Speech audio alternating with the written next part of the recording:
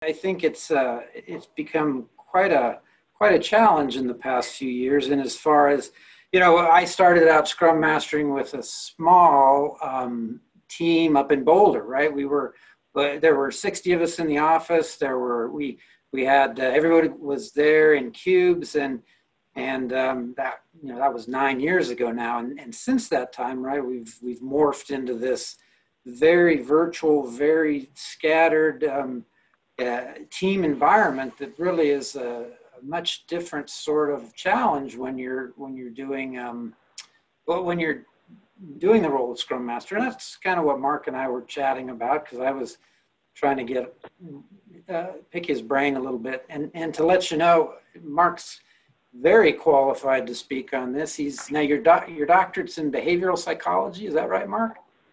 It's organizational psychology. Same thing, but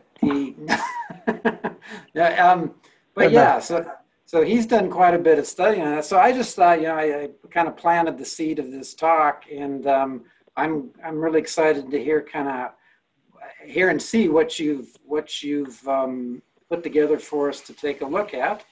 So having said all that, thanks for doing this, Mark. Really, really excited. Okay, well, thanks for inviting me, Alan. First of all, I don't think there's going to be any great revelations tonight. I'm simply going to remind you, many of you, of what you already know. It's kind of back to basics, because, let's see here.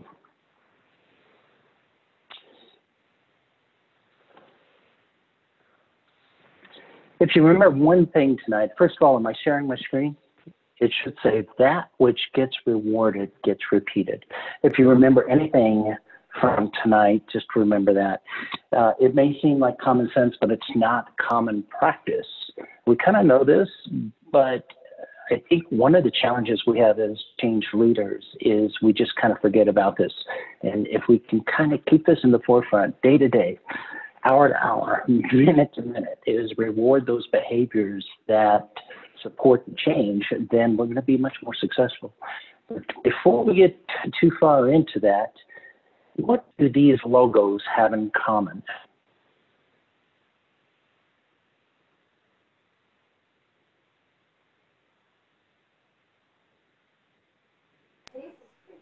Boy, they're gone. Whoa. They're gone. They're gone. They're gone. Yeah. No longer with So us. these were titans, or these were the leaders in their industries at one time, and they were at the top of their game. And they are no longer around. And they failed to innovate. They failed to create. Now, we could probably get into debate. Maybe there's some poor leadership and mergers and acquisitions and so on. But for the most part, they failed to innovate. They failed to be creative. They were content with the status quo. In other words, the behavior of status quo, or the fixed mindset, that's what was being rewarded. It was actually Kodak that invented digital photography. But there's a story that says executives and leaderships of Kodak said, no, let's don't put out digital photography, because people actually enjoy taking their film to Walgreens and then waiting 2 weeks and going back and finding out that half of the pictures didn't turn out. I mean, there really was an argument about how that tradition, people kind of enjoyed that whole experience.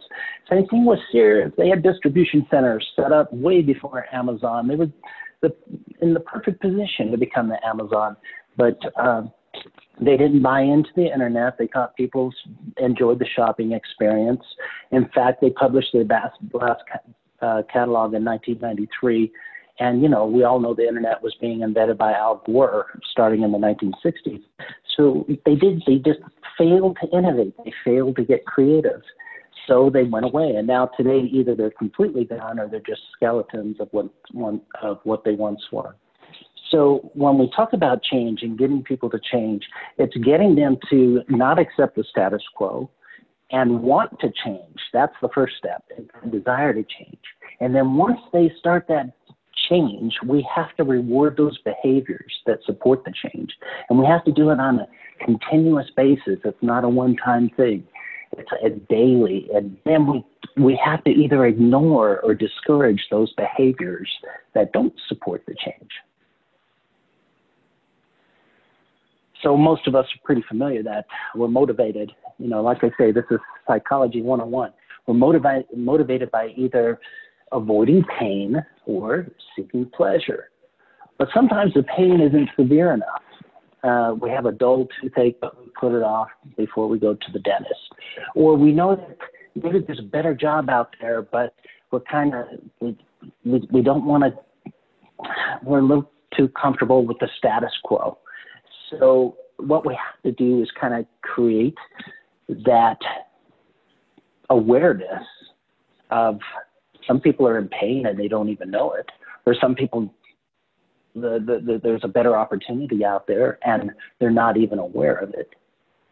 So what Kotter has taught us, most of you are familiar with John Kotter, he's a change expert. He says that we have to make fundamental changes in how business is conducted in order to cope with these changing markets. So accepting the status quo is just not a path to success these days. We have to change, and we have to get better at change. And right when we change, we have to change again. So how do we get people to change, and then how do we get people to continue to change? And that, just like I say, that goes back to some basic psychology 101. The fixed mindset are those behaviors that we have to quit rewarding.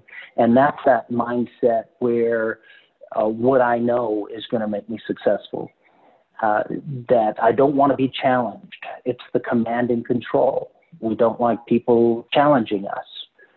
And then it's the growth mindset, or most of us can relate to that because that fits really well into agility or agile.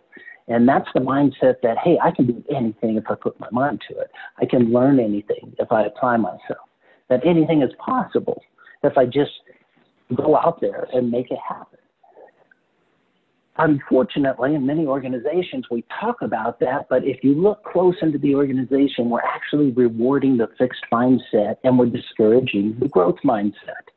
Now, what's really fascinating, and I'm really disappointed that Charlie's not here because he likes to take little jabs at me, and I took a little jab at him. Maybe he'll join before I get through this.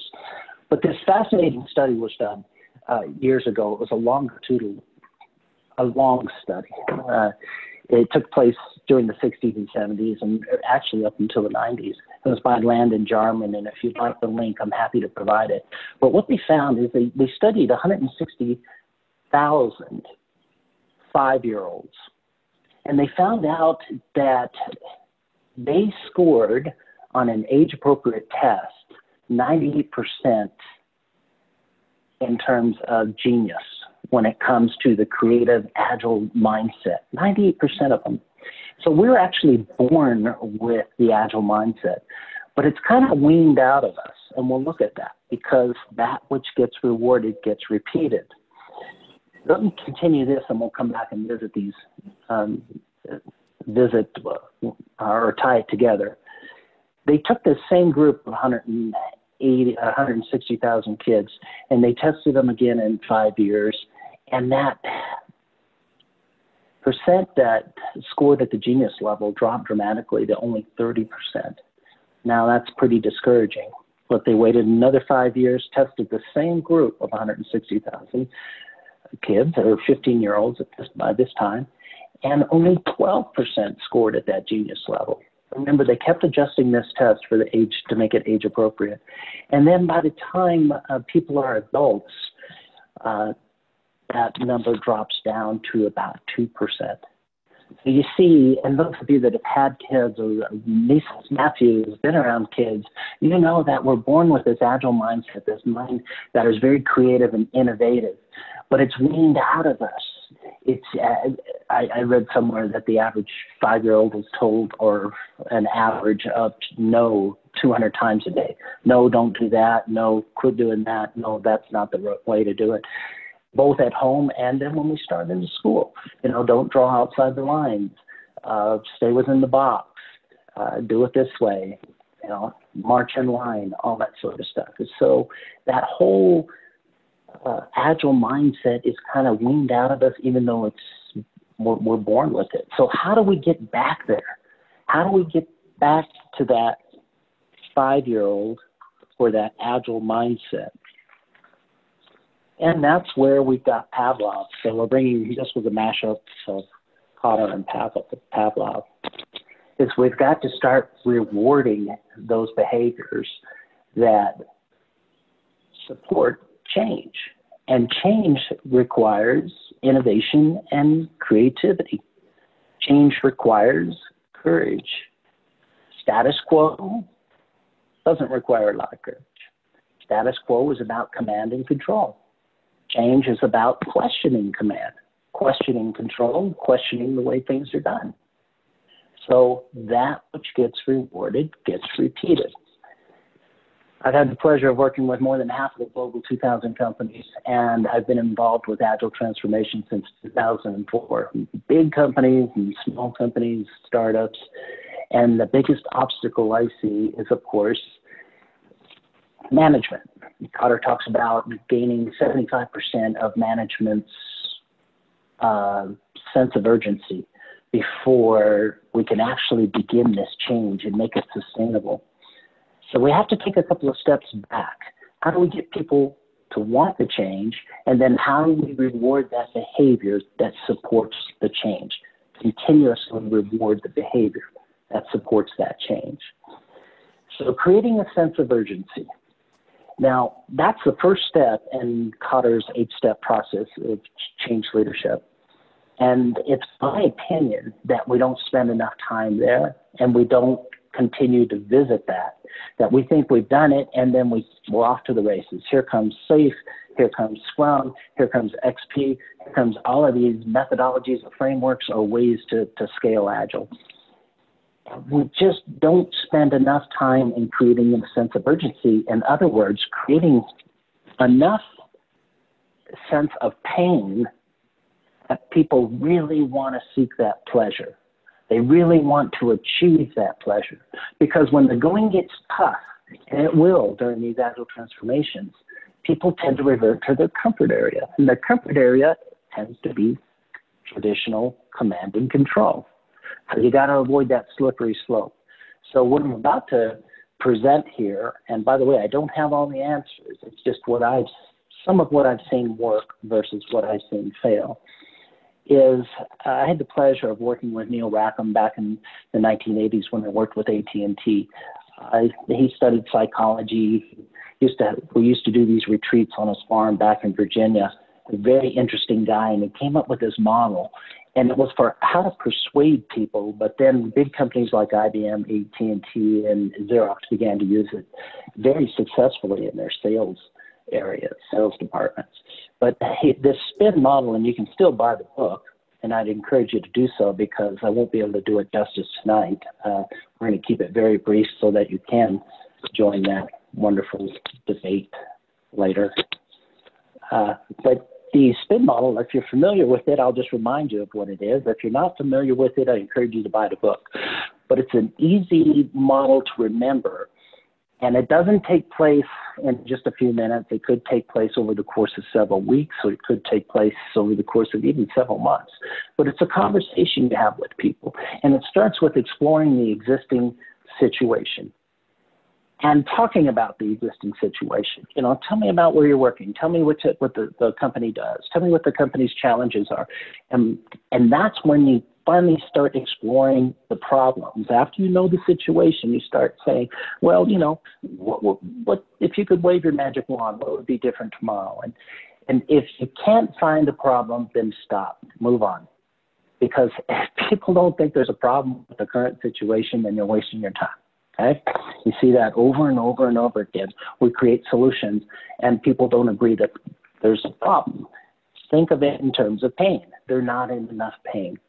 So they're not willing to change. They're content with the status quo. But if you do agree that there's a problem, then you're beginning to kind of scratch at that pain. Now, here's the key to all of this. I really firmly believe that after being in the workforce for a long time, that if you get people to understand the implications of not resolving that problem, then they will truly be able to embrace the pain, feel the pain, and want to seek the pleasure. And that's when we can finally start introducing change. such as an agile transformation. So I'm going to ask for a volunteer, play along as a fictitious character. We'll do this for it'll only take 1 or 2 minutes, and then I'm just about at the end of my presentation, okay? And then we'll open it up for debate. So do I have a brave volunteer? Sure. Not? Who said sure? That would be me, Cody. That'd be you, Cody. Cody, you know that we only have a couple minutes to do this, so we're just going to keep it simple. So Cody, you can just use your degree from MSU, make stuff up, okay? So tell me about your company, Cody. Tell you about what? I'm sorry. Tell me about your company. About my company. Well, it is a web development company. You know, we're a fresh startup. We've just started last year. We're still building our client base. And we're open to just about anything. It seems kind of our clientele usually ranges more in the law side. A lot of lawyers come to us more than anything else. But yeah, we're starting up. We're on our come up, and we're getting there. That sounds like it's fascinating work there, Cody. About how many people work at your company? I'd say about in the 10 to 15 range. Oh, 10, 15 people. Do you ever have, what kind of challenges do you face as a smaller company working with attorneys? I think the biggest challenge is communication. Attorneys are very, very busy people. Sometimes they're kind of hard to get a hold of. So really it's kind of, the most difficult thing is to kind of find a way to fit into their very, very busy schedules. Yeah, and have you been able to do that? For the most part, yes. A lot of the people we work with are very accommodating. Cody, you're not playing along. Okay, we're trying to come up with a problem. Play along here. No, it's a big problem. Come on, Cody, work with me.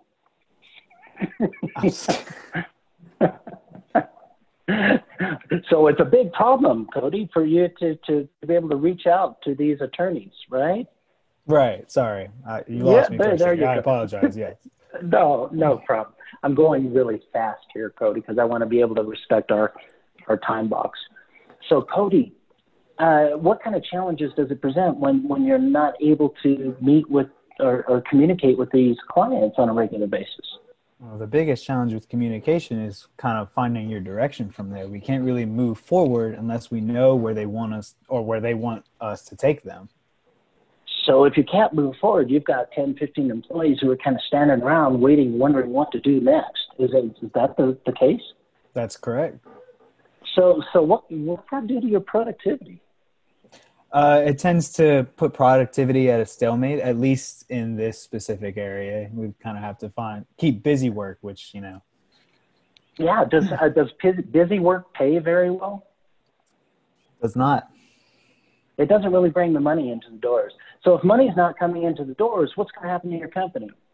Well, obviously, we're going to have to figure something else out. We're not going to be around for very long.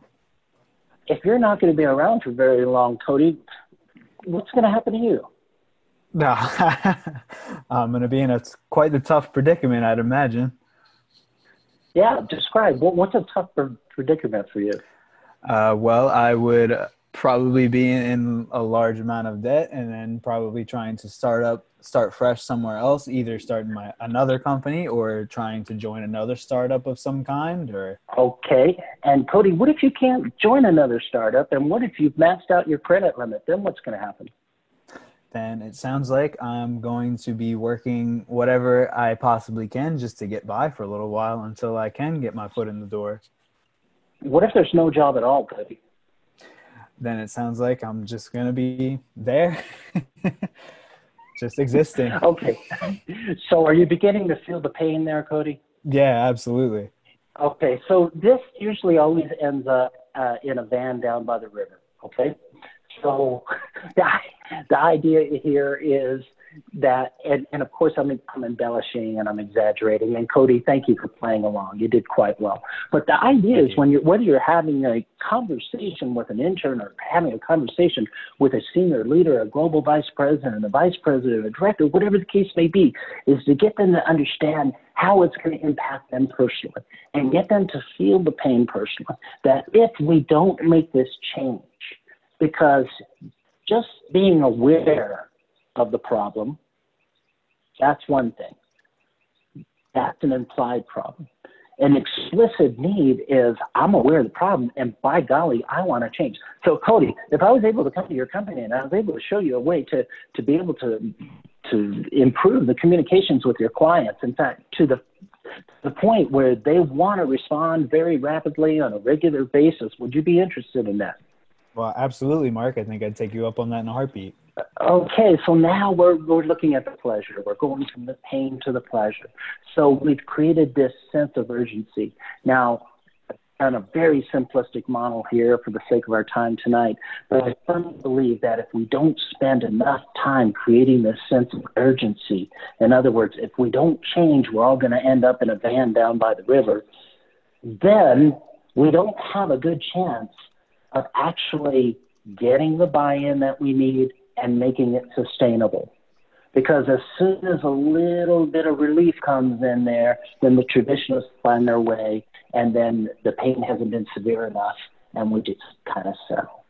So now that we've launched, hey, Cody, we're going to work on coming in there and improving the communication with your clients so that you can keep the money coming in the door. You can not only exist, but you can prosper, and everybody can get bonuses, and your company can grow, and you can take on more responsibility and hire more employees and do all this wonderful stuff that brings pleasure, or at least some people pleasure. Then we can start to change. And that's when we have to go back to that 5-year-old mindset and reward that creativity and innovation on a daily basis, on a regular basis.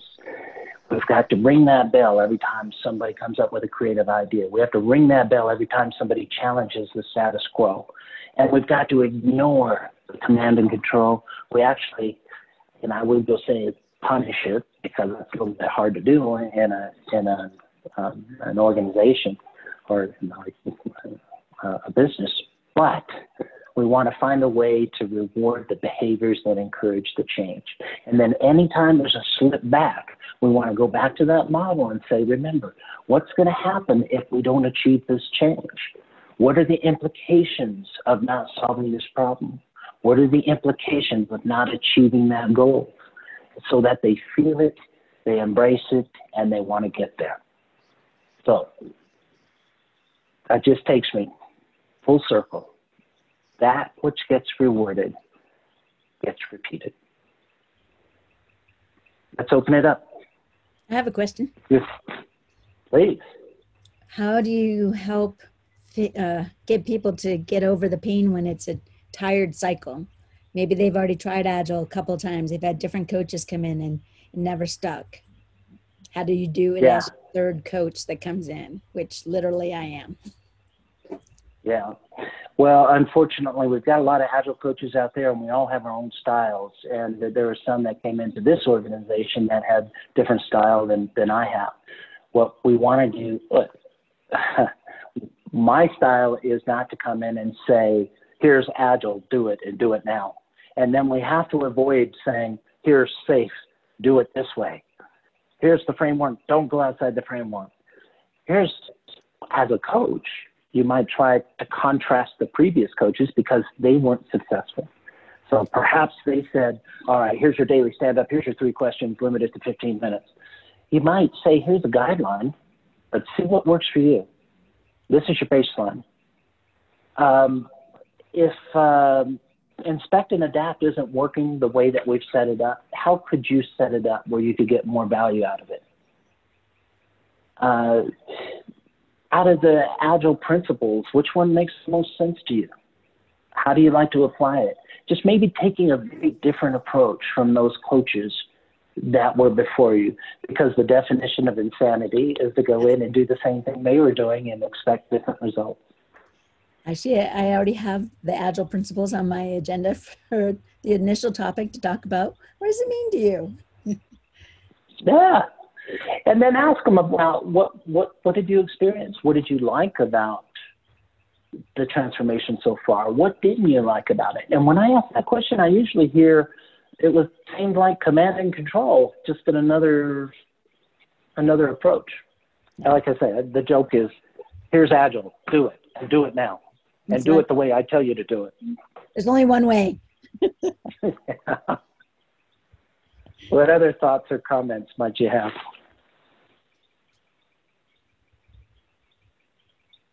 The mute button. Don't forget to unclick the mute button. So let's talk about rewards. And, you know, I don't know, give me your thoughts on the kinds of rewards. I mean, you're just saying like an attaboy. I know with Alan and other members of my team, we've just started discussion on a recognition strategy, but I'm interested in hearing when you talk about rewards, what are some of the things you think that could look like? Yeah. Well, studies come out year after year, and they say that people want three things out of their job. And it doesn't matter whether it was 20 years ago or it is today. And these three things always surface. And they're not necessarily in this order. But people want to be compensated fairly for their contribution. They want a positive working environment. So you have to explore, what does that mean to them? For some people, it means different things. But the third thing is recognition for their contribution, for the value that they're creating. And the recognition is we've got to avoid that hero mentality. It's not the one person, but recognition as a team. Now, here is a huge obstacle for most organizations, is how do you take individual rewards, incentives, and create them as team incentives, rewards. We were able to do that in one organization, only one organization that I've worked with. Instead of annual bonuses for individuals, they gave bonuses to the team. And I'll tell you, in every case, the team distributed the bonus evenly amongst the team members, but rewarding in different ways.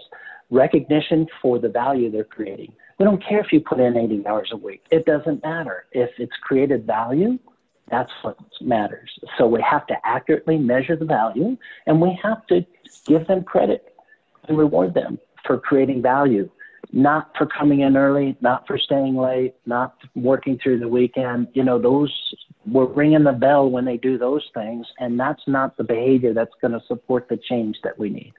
Anything that supports the change, creative thinking, different approaches, challenging the status quo. We want to reward that. Like, wow, that's a perspective I haven't thought of before. I'm considered the expert. I'm head of coaching and practice excellence, whatever. Somebody comes in and says, but what if we try it this way? I got to put away my decades of experience and say, you know, that's a perspective that we haven't considered. Let's give it a try. And the worst thing that's going to happen is we're going to learn from it, as long as it's not high risk, of course. You've got to get creative in the way you reward people. But the one thing you don't want to do is reward that command and control traditional behavior, those behaviors that all those logos that you saw earlier, they were just content with the way things were, and they weren't willing to change. So we want to stay away from rewarding that type of behavior. So we're working on just trying to modify some methods and some processes and things. What I think I'm hearing you say is, instead of put the usual suspects in there, bring in a group that is not the usual suspects, and let's put a different group of people in there and see what they come up with. Why not? We call it ignorant intelligence. That's the term for it. Okay. Meaning because they know that it can't be done, they don't have any constraints.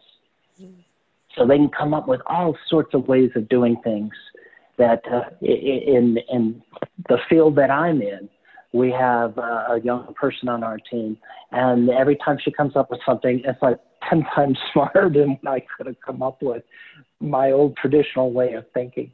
So it's not just youth, but it's just people from different disciplines and different perspectives and different ideas and different backgrounds and educations and cultures and all that kind of stuff, rewarding those different perspectives.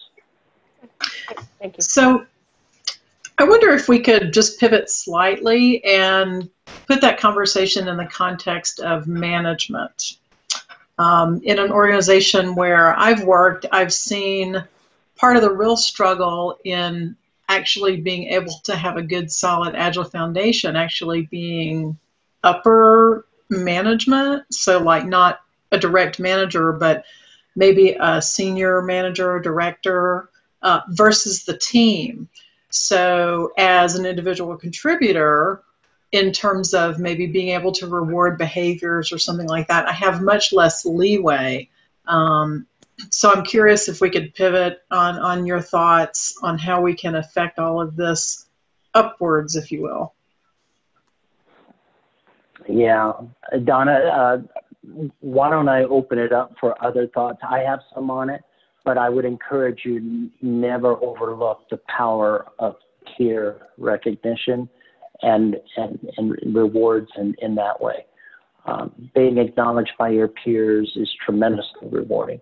But before I go to the upper management, how do we convince them? What ideas do other people have here? I would just like to say that I've been out of work for a little while. I was a COVID layoff, and so I've done a lot of interviews, and I have to say that in most of my where they are doing practicing safe, I have told them that while I was at Travelport, safe actually saved my team. And I think the way to approach this is, because my team was we weren't waterfall, but we were at the upper end of, we had to get our stuff done in order to send it down and have the other teams interact with it. And we were getting, before we started practicing safe, we were getting salespeople that would just come in and demand something, and we have to have this by the end of the week, and or we're going to lose the business and everything else. And once we started safe and got organized and followed the principles, it got very organized, and the upper management actually realized that we could not operate the way we were operating, because we were useless. I mean, we were just being so reactive to everything. We couldn't complete anything. And it made a huge difference. So I would say start with converting over the teams that are in that position where you are relying on them to turn something over that you can use to develop whatever you're going to develop. And they are going to be the best ally ever. That's my yeah. Thank you, Patty. Thank you. So Donna, was your question specifically about how do we get management to change the incentive or reward system that we have in place, or how do we get them just to buy into the transformation? Yes, to both. Sorry. Yeah. Well, we go back and we use that spin model, and we say, hey, is the current situation working for us? And if they say yes, then I'm sorry to say, Donna, they don't stand much of a chance to implement any sort of change. That's harsh, but that's my experience. So you either got to deal with the status quo, or you're just going to be constantly banging your head up against the wall. But if your leadership says, no, the way things are going are not acceptable, we're losing market share, we don't have the revenue we're supposed to be having, this is not right, then you can start saying, okay, we agree there's a problem. What's going to happen to our organization if we continue to lose market share? And then once again, once they're like ready for something, then you've got to come in with some creative ideas. And you say, well, we don't just point out problems as Agile coaches. We come in with potential solutions, not just one. It's not one size fits all. But we say, well, what if we were to try, minimum viable product? What if we were to take a small team and try a different configuration, a different approach? What if we were to reward that team a little differently? Yes, there are HR laws. Yes, there's compliance. There's all sorts of hoops to jump through. But you can get creative. You can get creative. And if they're feeling the pain, they'll help you get through, jump through those loops, or jump over those barriers. Jump through the hoops. How's that? Good point. Thanks. The conversation made me think that in my current project, I have a lot of managers, but they don't do the work necessarily. But I need them to coordinate with everybody, at least to get started. So this conversation made me think that maybe I'll try to encourage them to reward each other as part of our, group that leads their Agile transformation. Absolutely. We have a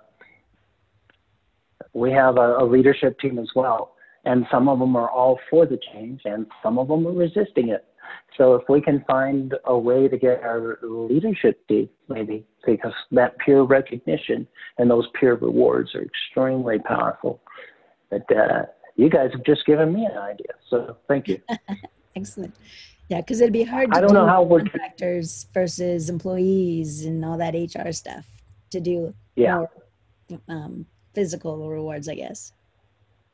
I'll tell you what, I don't have all the answers, and a lot of this stuff, there's a lot more context that goes around it. But if you're interested in how to really stimulate the sense of urgency and to get more people on board, is take a look at Neil Rackham's book, Spin Selling. Remember, it was originally used as a psychology tool to get people to change, and then it was introduced into the sales market. But take a look at that, and I think if you kind of learn that questioning technique, and then you also, what's nice is you'll learn where you're wasting your time. If people aren't feeling pain, or they don't want to change, move on, find another organization that does. How are we doing on time? I want to respect our time box here because I know some people do have an important television event they want to attend at 7 o'clock. I think we're doing okay still. Yep, because we got another, well, technically we had till 7:30, but we can end whenever we want before then. But Okay. Dan had a question or something to share. All right, please. So, Get on mute. There you go. yeah, I had kind of a couple thoughts came together. And we talk about feeling pain, and one of the phrases I really like is old psychology thing. Dan Miller's formula for change. When he talks about, in that formula, they refer to pain as dissatisfaction with the status quo. And one of the things I love about that term is that there are many ways to create dissatisfaction, and the one that's not obvious that I think is really interesting is. There are all these hopes and dreams that people have that they get excited. Oh, I could do this. I could change the world. I could, we all walk into our careers that way. And then all those dreams kind of die off in the world of realism. And one of the things I think Agile creates an opportunity for that's fascinating is to spark those dreams again. And so if we assume all of those upper managers had those dreams too, and all those upper managers had all these things they wish they could do and wish they could work differently. And we assume that they want to support this. They want to be involved. They want to love it. They've just given up on it being possible. I don't mean this to make that seem over dramatic, just to a certain degree, right? We've all succumbed to realism. So you create this view of well, actually, those things you always wanted to do are possible. You can create that pain, you can create that dissatisfaction by sparking back the hope that the things you've given up on, there's a place for them. That's excellent, Daniel. And if I may, if we can bring that kind of, reconnect that to the fact that we are born as Agilists. We're born with the Agile mindset, right? We take the box that the toy came in and we play with the box, and we get so creative and imaginary friends and all sorts of stuff that we come up with. I guarantee you those executives, whether you've been there or haven't, I guarantee you they are craving that 5-year-old mind, that the mindset of a 5-year-old again, when everything was fun and you looked forward to everything. You had your disappointments, you fell down, got scratched and bruised, but you look forward to the next day and the day after that because of the creative and innovative mind instead of the fixed mindset. Yeah. So they're waiting for it. They're waiting for people like you to encourage them. Sorry, Renee. No problem. I was just saying, when I saw that, when you showed the 2%, 25 plus, I was like, oh, wait, but most of us aren't. We're probably mostly in the 10 to 5-year-old bracket. So we're kids. Let's hope so. Young and hard. So. That's what That's what makes us good Agilists, of course. But when you get that coach that comes in and says, do Agile and do it now and do it my way, they're in that 2%, in my opinion. Doing Agile is not being. Oh, sorry. Oh, go ahead, Dalit. So there was one thing that I actually introduced before COVID happened, and I'm very sad that I can't do it anymore, because this was one thing that made us all 5-year-olds again, is the reward, and we included all of our higher ups in this, was 1 hour of fun. So every month we would take the digital team and we would combine them with another team, so either finance or HR or whoever, and we would do 1 hour of fun. And we would go outside and we would do 1 hour of fun. We did Pictionary one time, we did Family Feud, and everybody had to be in team, like we would count off for teams, so nobody picked their teams. It was very 5-year-old. And everybody was like, no, this is gonna be terrible. By the end of it, everybody was like, when can we do this again? So yes. I thought outside of the box, and everybody loved it. So give back to that 5-year-old. You can still do that. You can do that on Zoom. Bingo on Zoom, games on Zoom, breakout rooms. So you can do games on Zoom. Yeah, I am. Absolutely. Yeah, I am actually looking into that, because we all miss it so much. And it is a little bit harder, but it's still worth a shot to get people to have conversations other than a meeting. You know, one of the things, just as an idea that we did recently for one of our teams, we had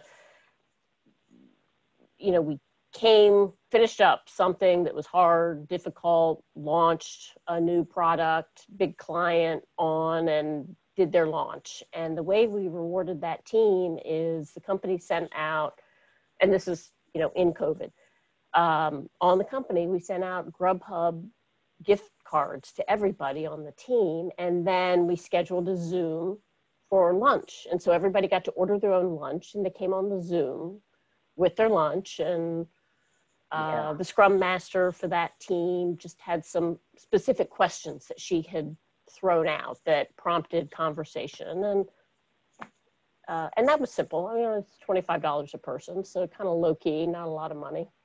And just togetherness thing. Right. You don't have to fight for these things, because there's scientific evidence, there's proof, tons of it out there, that fun stimulates creativity and innovation. And when I was working with State Farm for a long time, you go into their Agile rooms, and they had games, and games they invented, by the way, not just games they purchased, but they would invent games. It's like, what is that diagram you've got drawn out on the floor with painter's tape? And they'd say it's a game we invented, and they had remote controlled cars, and they had all sorts of things. Creating fun and having fun together stimulates creativity and innovation. It should be part of the way we do business. It shouldn't be the exception. You can have virtual talent contests. Oh my gosh, I've never laughed so hard. As long as it's PG rated, But there's all sorts of things you can do even in a remote environment to stimulate fun. We've been talking about... Oh, go ahead. Go ahead, you finish. I'm done. I've done almost all the talking tonight. We've been talking about, a lot of us are Scrum Masters or Agile coaches or something in Agile, so we're always coaching each other. But with COVID and being at home and not having those opportunities to participate in the many fun, I was wondering, how do we inspire ourselves to change, to get out of that rut? Yeah. Tips for that. Not just I can tell you. Anybody. Yeah, please, anybody. Wine. That's it, just wine. Wine. The consumption of alcohol has gone up quite a bit during the our isolation. I don't know. I would, Renee, I guess what I try to do, I don't know that I'm successful, but, put those challenges out there. There's always something that you can challenge yourself with. Maybe there's a team member who's reticent to participate in the stand up and And there's always just something every day that you can kind of work at a little bit to see, and then take stock at the end of the day or at the end of the week. You know, you go, well, hey, maybe this is changing a little bit and it seems to be working or not. Yeah. And I try to, motivate myself on a weekly basis just to try something, a little thing that may make a difference.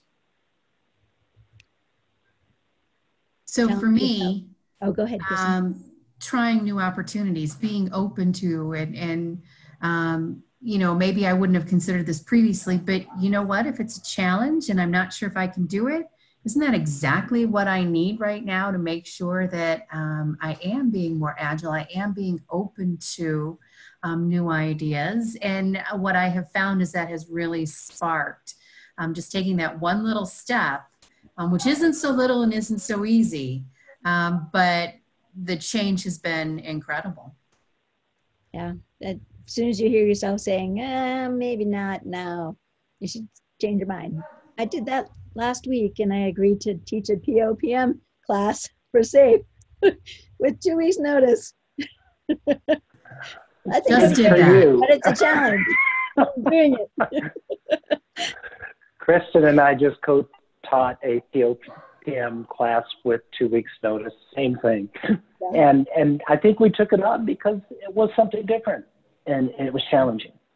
Yeah. Any other ideas out there?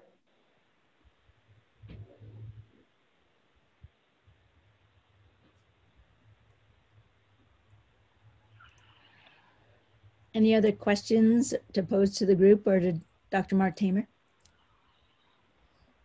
So Mark, you mentioned earlier about if they're happy with the status quo, then it's hard to get them to change, but have you had any success in saying kind of, it could be so much better delivering, we could deliver more. Wouldn't you like to, kind of goes with Daniel's comment also, right? Inspiring the change by creating a sense of, we could do even better than we are now. Yeah, Greg, we don't always have to just use pain. It's just, unfortunately, pain is a greater motivator than pleasure. But you could go in and say, even though you're content with the status quo, we could get a bigger piece of the pie, or we could do so much better, we could do it faster, we could increase our flow. Would you be interested in hearing a few things? I just know that nobody wants coaching unless they ask for it. Nobody wants advice unless they ask for it. But if you can find a way to stimulate that interest, then absolutely. I was thinking that may not be as much as something a coach from the outside, but someone in an organization, more to kind of, we could do so much better, and then maybe drawing coaches, but, it may not be a way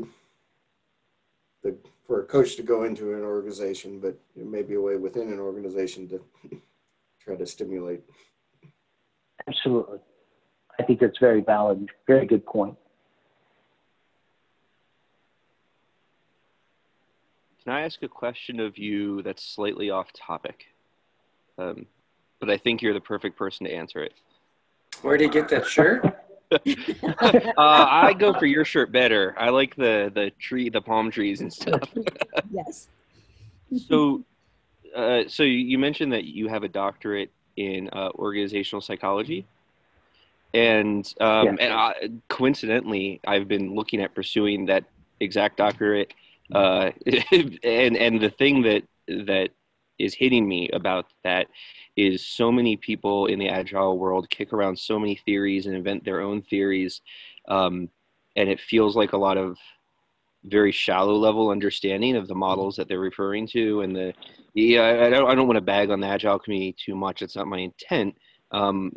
Just setting some context for the question of, do you perceive that studying that at that level, at that doctorate level, is valuable to someone who's trying to make these kind of changes in organizations?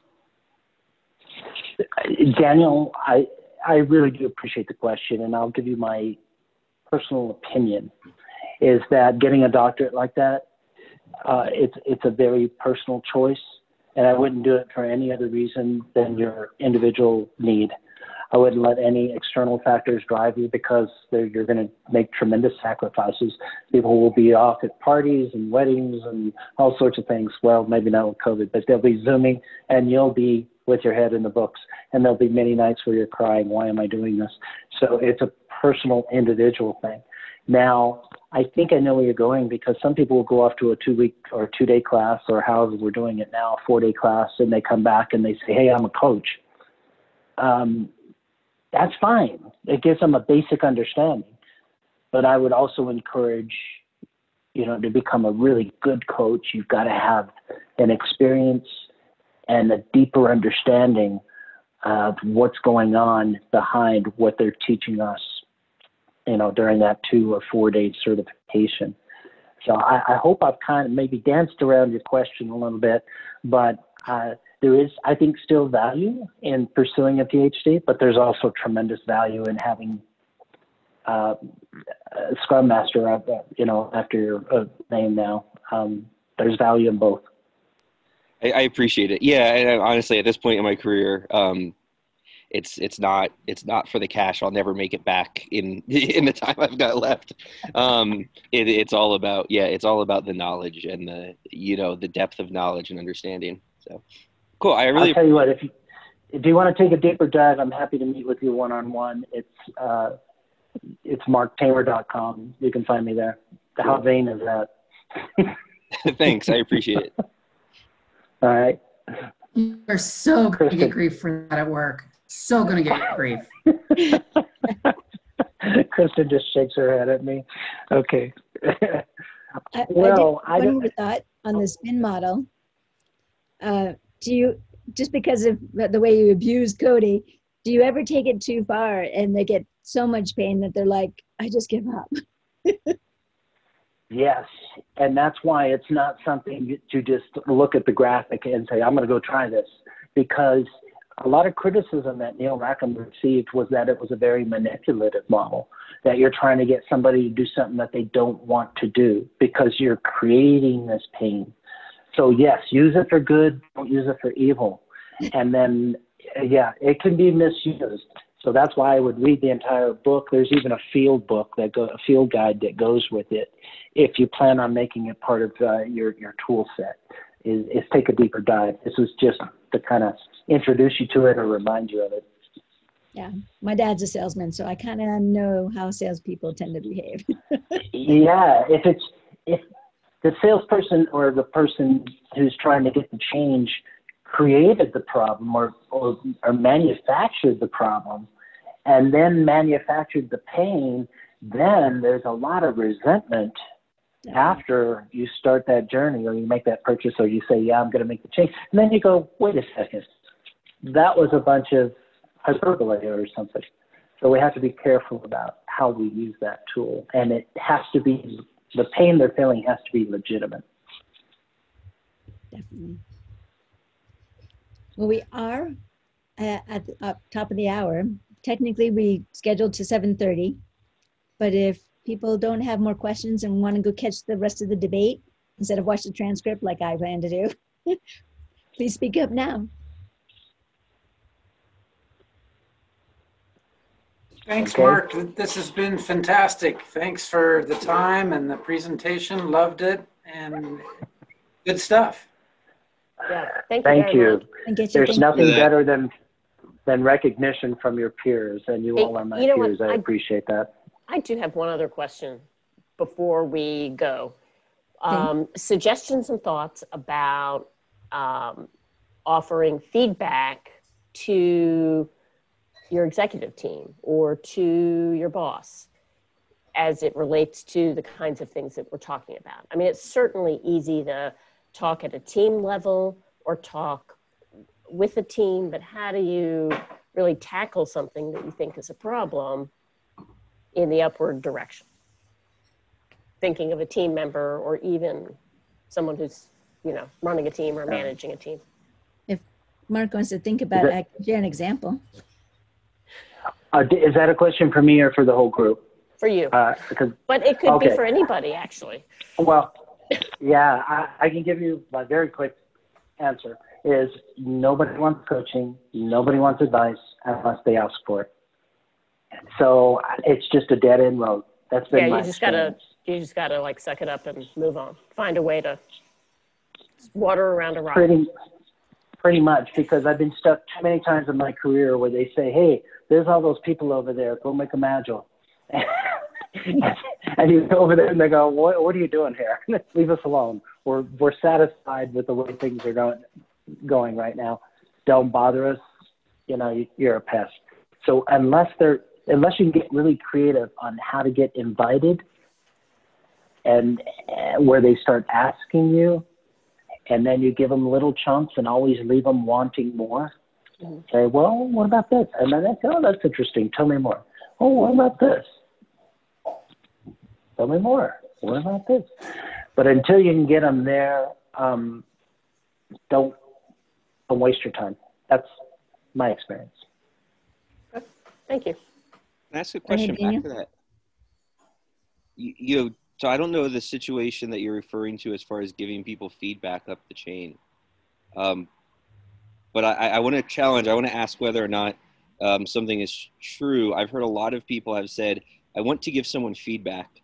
And what they mean is, I have a need and I want to tell them about it and ask them to fulfill it. So I don't know about the situation that you're referring to in your case, but I'm very curious if. Well, I think that's probably a little bit of that is in there, but it's probably not a need that is just to me, but to potentially, well, I know to others. So I think if the group has agreed to say, you know, SAFe or some agile methodology, that gives you some automatic permission. For instance, I had to talk to my CTO because he talked to my engineer and started him on a side project. So my excuse was, "You interrupted my iteration. What did you mean to do by that?" And he didn't mean to do that, and the engineer shouldn't have followed through. But you know, when a CTO talks to an engineer about cool ideas, they think it's an edict to move. He didn't realize he was doing that. But because it was part of interrupting my Scrum team, I felt like I had permission to talk to him. Of course, I did it in a nice way, but right. Well, right. No, I'm totally on board with that, and that absolutely. I was moving a little off the Agile topic. Okay. So okay. I was moving a little off to the side. Yep. Molly, I sent an email today to a senior, a global vice president that I don't know that well. I've only met him once or twice. But I feel that a decision that was made may have been made in a vacuum. And this is where your servant leader hat comes on. You put this on, and it's very much a servant leader attitude, where I said, I think I started off with something like, "I'm sure this decision was given plenty of thought before it was made. However, I have a perspective that I'd like to offer, and I hope you're open to it." And then when I went on to explain perspective as I saw it, and then I just said, "Thank you for your time. Respectfully, Mark Tamer." So it was approaching it in a non-threatening, and I don't think we talk enough about servant leadership as well. Being the servant, but also leading at the same time. And that's okay. Don't be afraid to do that. That requires some courage. It's done with good intent. Yeah. And any leader that comes back with retribution and says, "Boom, you shouldn't have done that. Don't send me emails like that." You don't want to work for that company. Move on. Right. They don't deserve you. Thank you. Well, thank you so much, Dr. Mark. Please just call me Mark. Kristen will give me all sorts of grief if anybody calls me Dr. Mark. Just following Alan's lead. But it's been great talking with you and getting to talk about this topic. We don't get to talk about it very much because talking about change is hard. It is. Easier said than done.